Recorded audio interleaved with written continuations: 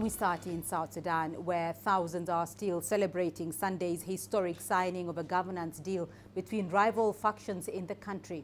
On Monday, jubilating residents gathered at Juba International Airport to welcome President Salva Kiir back from Khartoum. They are hoping the power-sharing deal will bring an end to 5 years of war that has claimed over 10,000 lives and displaced millions. The deal will see Machar return as the first of 5 vice presidents under a transitional government of national unity.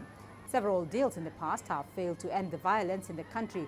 While welcoming this latest deal, many are cautiously optimistic and want the leaders to commit to the implementation of the agreement effectively. Well, earlier we spoke to John Gashie. He's a veteran journalist and an expert on South Sudan affairs. He thinks the deal stands a good chance of lasting longer than previous ones. Perhaps interesting thing for me is that the public, the reaction in Juba, the reaction within the region is that people are rather, they've had this before. Not to dampen the spirit, I will be very cautiously optimistic. But there is one thing for me perhaps that stands out, that the two countries that are guarantors, that is Sudan and Uganda, they, both Uganda and Sudan, have had a lot of leverage, possibly, and they can, if they apply themselves sufficiently, be able to rein in and perhaps keep the parties, close to the peace agreement. Will that happen? That is another matter.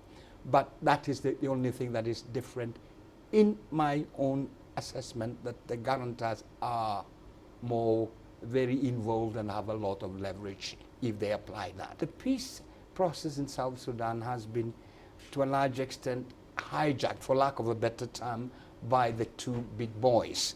And then the smaller boys seem to be, having a very peripheral role.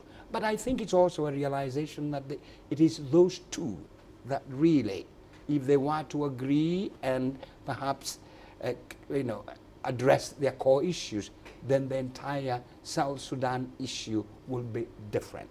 Having said that, is that, for lack again of a better term, is that the two are the largest warlords, for lack of a better term, amongst the others.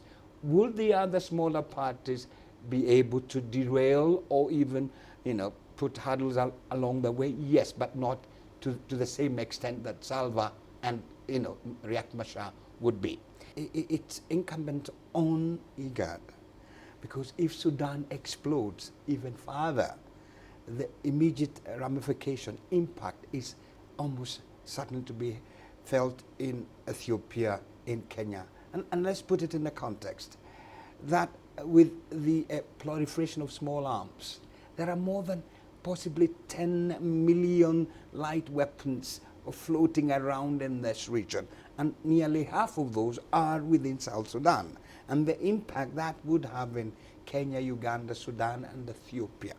So the security dimensions, the humanitarian crisis, the refugee is really in the region, is resident in South Sudan. So for IGAD, they really have to move very fast to try and arrest the situation, because it will still come to haunt them. And remember, the peace in South Sudan, to a large extent, has what I call drivers outside Sudan. Northern Uganda and Sudan, Darfur, the former SPLM North, that is still having negotiations. So Sudan and Uganda are very critical, and I am perhaps optimistic that this time round they've shown the lead.